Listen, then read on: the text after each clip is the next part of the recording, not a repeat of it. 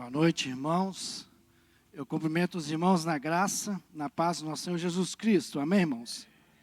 Pastor, é possível depois do estudo nós cantarmos novamente essa música? Cantarei teu amor para sempre. Deus é maravilhoso, irmãos, e essa música, no fechamento do estudo do livro, eu vou enfatizar duas coisas, duas palavras que estão dentro desse cântico, sempre, e exulto. Que nós ao cantarmos aqui, eu falei, o Senhor é maravilhoso demais. Nós cantamos o que o livro de Lucas nos remete, nos traz, nos ensina, nos mostra a respeito do nosso Senhor Jesus Cristo. E é sobre, então, eu já comecei a dizer, nós vamos, nessa noite, estudarmos sobre o Evangelho de Lucas. E convido aos irmãos a abrirem suas Bíblias em dois textos que serão referência para o estudo do livro do Evangelho de Lucas. Então, Lucas, capítulo 19, versículo 10, se você quiser abrir. Se você não quiser, eu vou fazer a leitura dele. Depois, do capítulo 4, versículo 18 e 19. Esses dois textos são os textos. O primeiro é capítulo 19, versículo 10, que vão nos dar base para nós entendermos o que o evangelista quis transmitir na sua carta, no seu livro, nesses dois textos. O primeiro, capítulo 19, versículo 10, diz assim: porque o Filho do Homem veio buscar e salvar o perdido. E o outro texto, então, capítulo 4, versículo 18 e 19. O Espírito do Senhor está sobre mim, pelo que me ungiu para evangelizar os pobres. Enviou-me para proclamar libertação aos cativos e restauração da vista aos cegos, para pôr em liberdade os oprimidos e apregoar o ano aceitável do Senhor. Deus querido, a tua palavra foi lida agora nesse instante. Clamamos, Pai querido, ao Espírito Santo do Senhor, que o Senhor mesmo, através do Espírito do Senhor, venha nos dar o entendimento da tua palavra nessa noite. Deus, que nós venhamos a entender aquilo que o Senhor quer dizer aos nossos corações nessa noite. Que eu aqui somente, ó Deus, seja um instrumento nas tuas mãos, ó Deus, para que possamos nos deleitarmos na tua palavra, Deus, e aprendermos mais de ti, do Senhor Jesus, ó Deus, como o evangelista teve, ó Deus, essa preocupação ao escrever, ó Deus, este livro. Essa preocupação tão grande, Deus, de expor quem o Senhor é, o que o Senhor fez, o que o Senhor sofreu aqui nessa terra. Ó Deus, fala aos nossos corações, dá-nos ensinamento dentro da tua palavra, Deus. É no nome de Jesus, ó Pai, para a glória do Senhor que oramos. Amém, Senhor. Irmãos, então, assim, introdução ao livro, nós podemos atribuir, então, o livro do Evangelho de Lucas a Lucas, né? Tudo indica que foi o próprio Lucas quem o escreveu. Assim, quando formos estudar o livro de Atos, também o livro de Atos é atribuído a Lucas, devido a umas questões que os historiadores assim entendem que foi o próprio Lucas quem escreveu esse evangelho. Qual seria o propósito, então, do escritor ao escrever este livro? Apresentar um relato fiel, organizado, visando estabelecer os fatos a respeito do ministério de Jesus e sua importância para a história da salvação, além de fornecer parâmetros para a igreja em sua pregação de arrependimento e perdão em nome de Jesus para todas as nações. Então, assim, qual foi o propósito de Lucas? Apresentar a pessoa do Senhor Jesus Cristo à humanidade. algumas verdades que nós temos incumbidas, entranhadas dentro deste livro, que Jesus Cristo é o Messias. Então, ao lermos este livro, nós vamos ter essa base, e vamos entender que Jesus Cristo é o Messias, que Jesus Cristo trouxe o reino de Deus aqui na terra. Nós podemos entender que Cristo estabeleceu o seu reino aqui na terra, o reino de Deus. Que Jesus controlou conscientemente os acontecimentos de sua vida, com o objetivo de cumprir o seu ministério e entregar a si mesmo como oferta pelo pecado por meio da crucificação. Então, nós entendemos, acerca desse livro, que em nenhum momento Cristo foi pego de surpresa. Oh, eu vou ter que subir nessa cruz? Sou eu mesmo? Né? Não, de forma nenhuma. Claro que eu estou sendo irônico, mas nós entendemos que realmente Cristo sabia, desde o primeiro momento que ele esteve aqui na terra, qual era o ministério dele, qual o objetivo dele aqui na terra.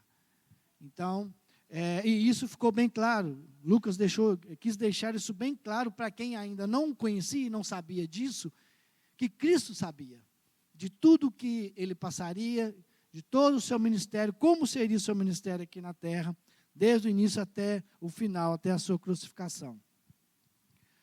Os fatos do Evangelho são verificáveis historicamente. Jesus Cristo nasceu, foi crucificado, sepultado, ressuscitou da morte e ascendeu aos céus. Então, ou seja, nós vamos ver tudo isso aqui dentro do livro de Lucas. Desde o nascimento de Cristo até a sua ascensão aos céus, ou seja, o momento em que ele subiu aos céus.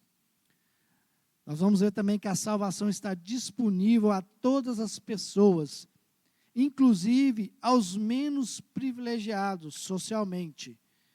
Portanto, os cristãos devem receber e honrar todos aqueles que se entregam a Cristo.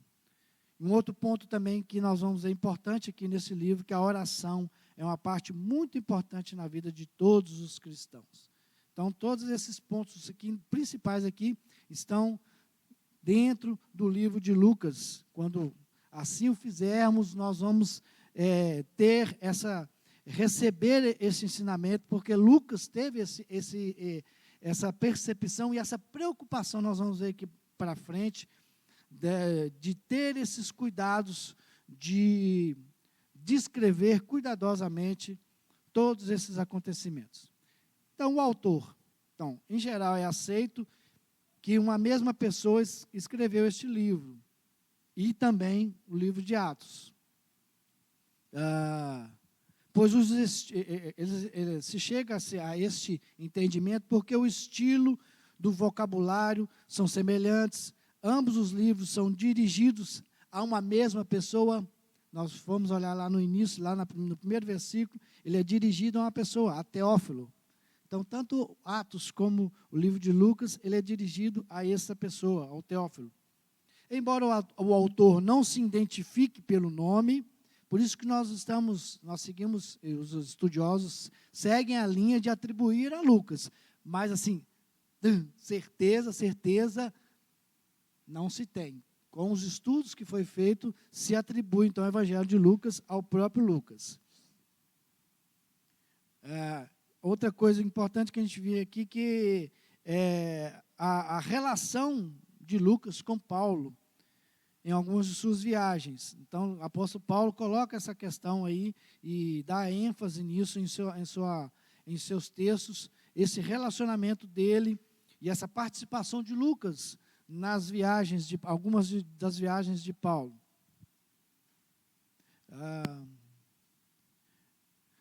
A data em que este livro foi escrito dá-se a entender no ano de 60, entre 60 e 63 depois de Cristo. O livro de Lucas, ele foi escrito um pouco antes do livro de Atos. Então, de vez em quando a gente faz esse paralelo entre os dois livros, de Lucas e de Atos, devido às suas peculiaridades, né, algumas questões que se assemelham um com o outro. Então, dá-se a entender que o livro de Lucas foi escrito antes do livro de Atos dos Apóstolos. Dá a entender isso, assim porque o livro de Atos termina com Paulo sendo preso lá em Roma. E essa prisão de Paulo terminou no ano de 63, depois de Cristo. Então, dá-se a entender, razoável entender, que se Lucas soubesse então da libertação de Paulo, ou de sua morte, ele teria mencionado isso, que indica lá no livro de Atos, e isso não foi mencionado. Aí nós vamos ver então agora, qual foi o público que foi direcionado este evangelho, este livro. O livro então se dirigiu diretamente, primeiro, a Teófilo, né? E há uma linha de pensamento que não é tão aceita, que Teófilo poderia ser um grupo de pessoas, mas isso não é a ideia principal de que seja, porque Teófilos tem como significado amado de Deus, ou amigo de Deus. E aí, com base nesse significado do Teófilo, algumas pessoas achavam que, interpretaram que poderia ser, então, um grupo de pessoas, mas chegou-se a um consenso maior de que não, porque exatamente quando ele usa a expressão ao excelentíssimo Teófilo, então, dá-se a entender que está se dirigindo a uma pessoa específica. Então, isso, nesse caso, refuta a ideia do que Teófilo poderia ser um grupo de pessoas, várias pessoas, e devido a essa forma como ele se direciona ao Teófilo, direcionado assim, com essa expressão, até exaltando o nome dele, excelentíssimo Teófilo, né? Então, assim, meu caro, quando você quer exaltar, quer dar uma ênfase, quer valorizar aquela pessoa, meu amado Walter. Eu poderia falar assim, e aí, Walter? E aí, tranqueira? Tudo jóia? Não, meu amado e querido irmão, meu excelentíssimo querido Walter. Quis dar aquela ênfase, né?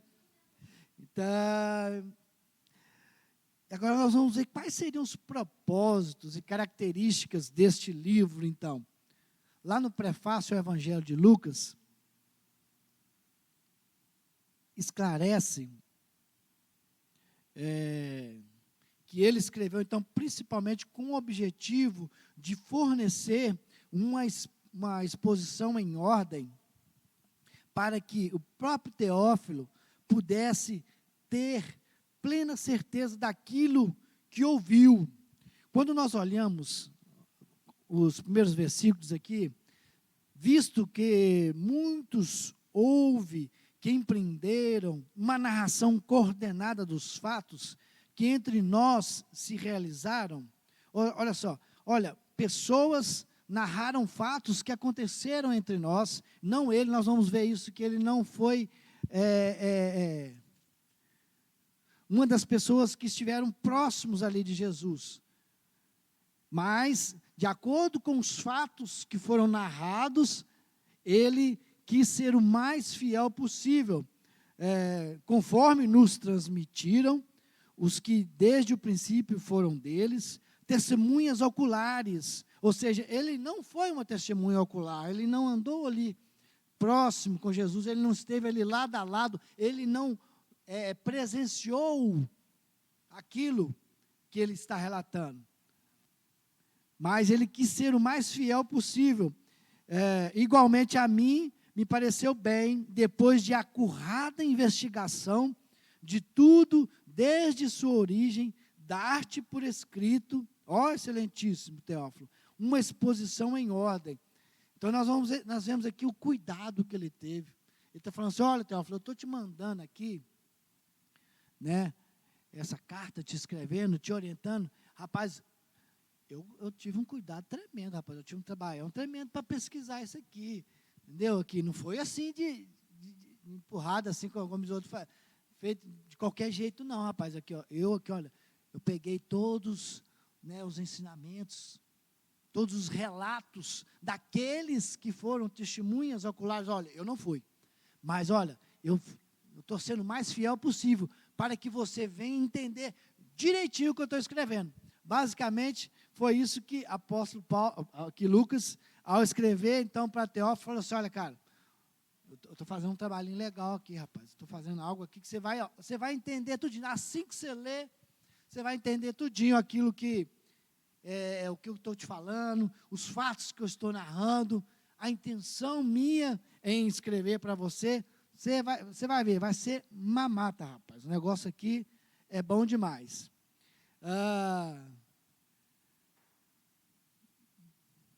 Então, olha que, no entanto, a sua preocupação principal também não era simplesmente registrar os fatos históricos. Ele estava interessado em explicar, sim, detalhadamente a história, assim da pessoa entender quem foi Cristo, olha, o que Ele fez para que nós pudéssemos dizer, olha, nós vamos para o céu. O que esse homem, esse Jesus Cristo fez, o que Ele fez por mim, olha, realmente, eu tenho a certeza hoje, eu vou para o céu por causa do ato que Ele fez, desse amor infinito que Ele fez para comigo, tudo isso que Ele fez, eu tenho a certeza que eu vou para o céu. Então Ele quis assim, deixar o mais claro possível, com esse relato, com este livro, de quem fosse ler, entendesse assim, nos mínimos detalhes. E isso nós vamos ver, porque, mais para frente um pouquinho aqui, porque realmente, de todos os evangelhos, o mais detalhado é o de Lucas. É o que mais colocou detalhes, é o que mais se preocupou em colocar as ações, tudo aquilo que Cristo fez. Foi o livro de Lucas. Então, ao mesmo tempo, Lucas não negligenciou a natureza humana da vida de Jesus. Se preocupou com pessoas que teriam passado desapercebidas pela maioria dos escritores do seu tempo, crianças, mulheres e os pobres. Nós sabemos disso, que Cristo não, muito pelo contrário, Ele abraçava essas pessoas que naquela época nós bem entendemos, crianças não tinham valor, mulheres não tinham valores, os pobres rejeitados, os doentes. Então, e Cristo não tinha essa rejeição dessas pessoas. E Lucas, então, enfatizou isso, deixou isso bem claro, esse comportamento de Jesus, essa atitude de Jesus em relação a essas pessoas menos desprovidas, as pessoas rejeitadas da época. Então, assim, esse foi um ponto interessante de Lucas, por ter enfatizado essa questão de Jesus Cristo. Lucas certamente foi uma pessoa muito culta, capaz de escrever em diferentes estilos. Seu parágrafo de abertura assemelha-se ao grego clássico antigo, porém em outras passagens sua linhagem relembra ao estilo simples lá da Septuaginta, que é a tradução grega do Antigo Testamento. Claramente Lucas viu nesse arranjo um estilo adequado para a composição religiosa na qual estava empenhado. A descrição que Lucas faz da viagem que Jesus empreendeu em direção a Jerusalém, ao sacrifício na cruz, se sobressai na escritura literária do Evangelho. A soberania de Deus no ministério e morte de Jesus é salientada à medida que Jesus caminha em direção à cidade, onde morreria pelos pecadores. Então, assim, Lucas teve uma preocupação tão grande de não só relatar os fatos, mas de colocar esses detalhes, de colocar, como se diz assim, ir recheando o assunto. O assunto ia ficando assim completo com a descrição que Lucas fazia.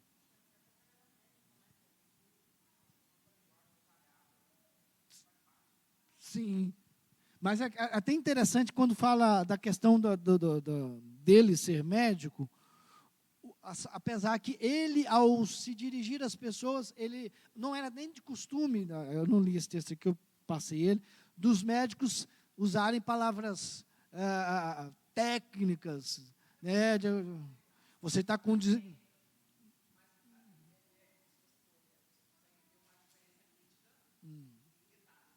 Sim.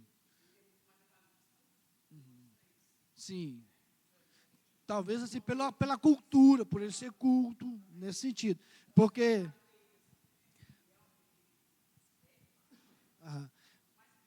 Uhum. Sim. Que muitas pessoas poderiam se atribuir o fato dele ser médico a um linguajar, falando, não, porque os médicos, não, igual o médico, você vai fazer uma consulta, né? Você está com desinteria. Não, não é caganeira, não, doutor, não é desinteria, um linguajar técnico. Não, antigamente, naquela época, os médicos não tinham esse linguajar técnico que você fala, esse é médico, hein? Está falando, não, mas é pela cultura, sim, detalhes, e pela forma, né, de conhecimento que ele tinha, vamos dizer assim, a facilidade de escrever, né, de expor nas palavras aquilo que está. Às vezes você tem um pensamento e não consegue transmitir aquilo para o papel, falar, né? Às vezes até a oratória, né, pastor? A oratória, tem muitas pessoas, às vezes sabe até consegue escrever, mas talvez não consegue expressar, não tem, né, não tem aquela. Aí chega o dom da oratória, que não é o caso aqui, mas assim, é interessante. E isso a gente vê, né, no Evangelho de Lucas, e essa preocupação tremenda dele, nesse sentido. Quando nós olhamos aqui também, quer ver, olha, tanto é que ele fala assim, olha, ele faz coisas e coloca os detalhes que outros não colocaram. Por exemplo, somente no Evangelho que ele relata canções, no momento em que as pessoas, nós vamos ver, que eu vou colocar aqui, nós vamos ler, estavam adorando a Deus pelo nascimento de Jesus. Olha, dois momentos em que ele colocou isso, foi no canto de Maria, no canto de Maria, lá no versículo 46, capítulo 1, ele enfatiza um momento em que Maria, né, recebe o comunicado do anjo que vai ser a portadora dessa mensagem maravilhosa do nascimento de Jesus, e ela canta o cântico também de Zacarias. Então, assim, a preocupação dele nesse sentido até dele sensibilizar, é um cara sensível, vamos assim dizer, até colocar esse momento aqui de adoração, de culto a Deus das pessoas que no momento souberam do acontecimento grandioso para a humanidade, no comportamento deles, Lucas, então, descreve esse comportamento. E então, assim, nós vemos, então, basicamente isso. Agora nós vamos fazer um esboço aqui, detalhadamente, como que o livro se divide. Ele vai se dividir em 6 partes, detalhado aqui do livro, para nós entendermos basicamente o que ele enfatizou, em que momentos ele enfatizou. Primeira parte aqui da divisão do livro de Lucas é o prefácio, onde, no capítulo 1, versículo 1 ao 4, Lucas identificou o destinatário dessa carta, desse livro, e o seu desejo de escrever esse relato histórico confiável sobre Jesus. É onde que ele manda a carta, então, para Teófilo. Depois nós temos uma segunda divisão, a preparação do ministério público de Jesus, que vai do versículo 5 do capítulo 1 até o capítulo 4. Lucas registrou acontecimentos importantes antes do início do ministério público de Jesus. Salientou que os papéis de João Batista, e de Jesus estavam interligados, e que Deus estava intervindo para trazer salvação ao seu povo. E quais seriam, então, esses pontos, dentro de umas subdivisões dessa divisão? As duas mães, as duas crianças, o ministério de João Batista como precursor de Jesus, e a iniciação de Jesus.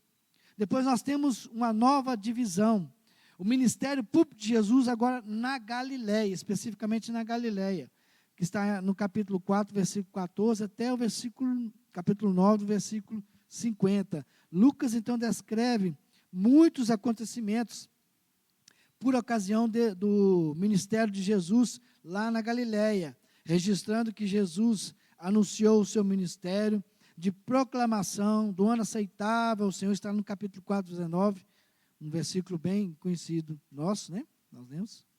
Lucas, que era gentio, escreveu sobre esses acontecimentos visando demonstrar o profundo interesse de Jesus, não apenas pelos povos, os judeus que moravam na Judéia, mas também pelos judeus de todas as tribos, bem como os gentios. Então, quais foram os acontecimentos dentro dessa divisão? O sermão lá em Nazaré, alguns ensinamentos e milagres, a escolha dos 12 apóstolos, o sermão na planície, várias curas e milagres. Aí agora entra João Batista, Jesus e uma mulher, a mulher lá que ungiu os pés, aquele momento em que a mulher unge os pés de Jesus. Mais ensinamentos. Jesus prepara os 12. Esses são os principais pontos dentro dessa subdivisão aqui do texto, que está no ministério de Jesus lá dentro da Galileia. Mas nós temos uma outra subdivisão.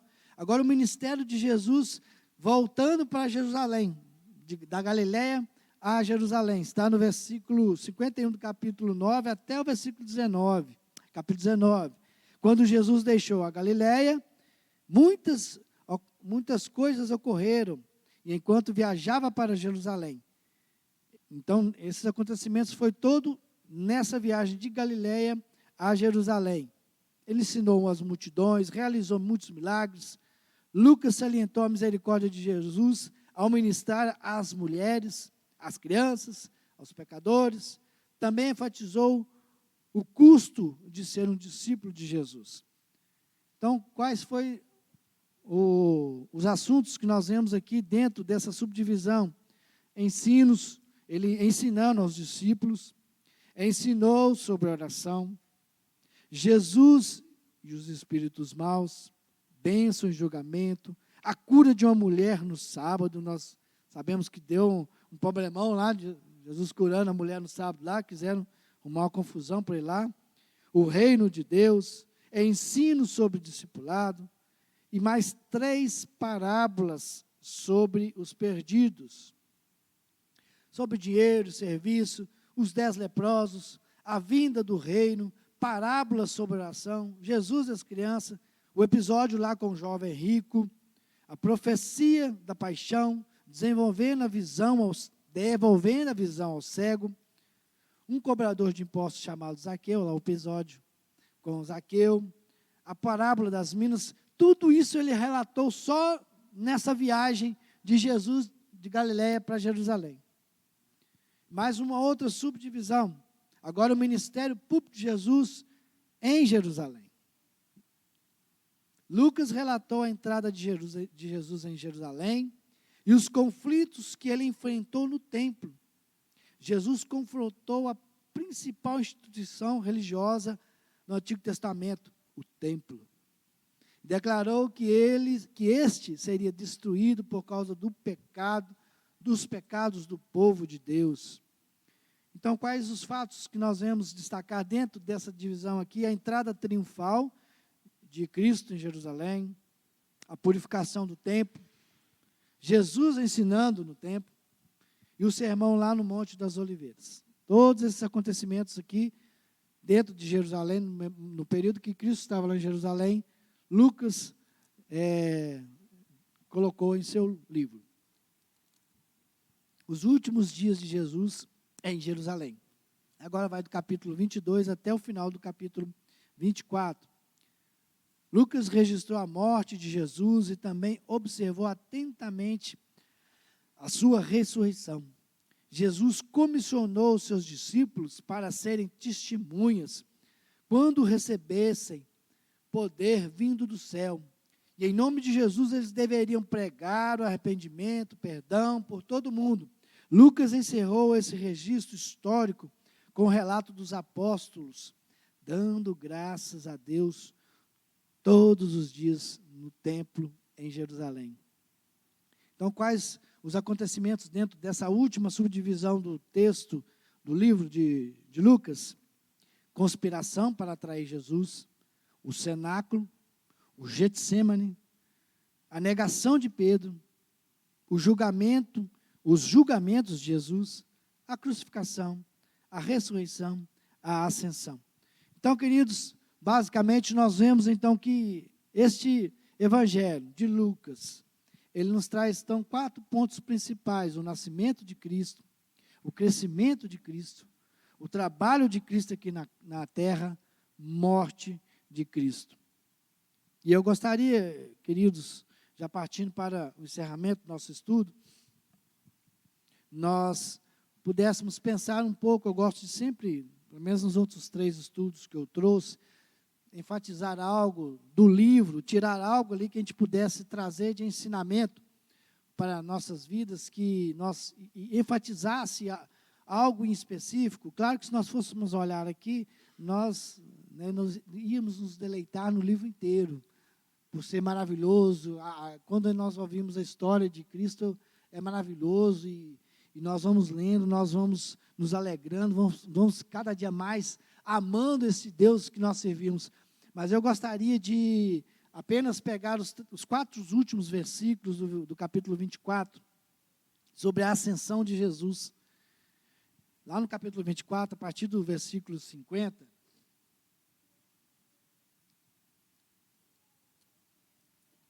e eu vou ler esses versículos e vou trazer uma breve reflexão sobre esses 4 versículos. E então, versículo 50, os levou para Betânia. Jesus levou os seus discípulos para Betânia. E erguendo as mãos, os abençoou. E aconteceu que, enquanto Jesus abençoava eles, ia se retirando deles, sendo elevado para o céu. Olha que coisa maravilhosa, irmãos. Que cena maravilhosa. Vamos tentar imaginar isso. Cristo abençoando os discípulos e se retirando deles. E nesse momento em que ele assim o faz, subindo para o céu, olha aqui, sendo elevado para o céu. Que momento maravilhoso, irmãos. Tenta você imaginar que você estivesse ali, você fosse um dos 12, olhando isso acontecer, esse momento. E então, eles, adorando-o, voltaram para Jerusalém, tomados de grande júbilo. E o versículo 53, e estavam sempre, olha, eu coloquei a palavra que eu queria enfatizar, irmãos, sempre. Da música que nós cantamos, aquela que nós falamos, eu cantarei do teu amor, só hoje? Não, sempre. E eu queria, como eu falei com os irmãos, que eu queria enfatizar essa palavra sempre. Quando nós cantamos essa música, foi assim: obrigado, Senhor. O Senhor já conduziu, foi fazendo ali, né, o berço, foi conduzindo tudo para que nós fechássemos esse livro de Lucas e refletíssemos. Nós estamos louvando sempre? Nós estamos louvando sempre? E tem outra coisa que está em negrito aqui, no templo. E estavam sempre no templo, louvando a Deus. Então, irmãos, eu gostaria de trazer a nossa reflexão no final deste livro de Lucas, sobre quão maravilhoso o nosso Deus é, o quanto nós começamos a estudar, nos maravilharmos, e se não dá aquela vontade, quando nós vamos vendo essa história assim, de louvar e adorar a Deus, irmão, se o seu coração não é motivado a isso, tem alguma coisa errada, irmão. Nós fazemos igual os discípulos aqui, vendo Deus. Claro que nós não tivemos esse prazer de vê-lo assento ao céu, mas quando nos é passado essas informações, quando nós lemos este livro e nós vamos nos maravilhando por aquilo que Cristo fez, se não nos é motivo de louvarmos a Deus a todo instante da nossa vida, e quando possível for aqui, irmãos, aqui, que às vezes é muito negligenciado. Eu posso louvar na minha casa? Pode. Mas quão gostoso é, quão melhor é estarmos aqui louvando junto, irmãos. Então eu gostaria realmente, irmãos, que nós pudéssemos refletir e pensarmos. Oh Deus, com certeza, oh Pai, nós cantaremos este amor para sempre.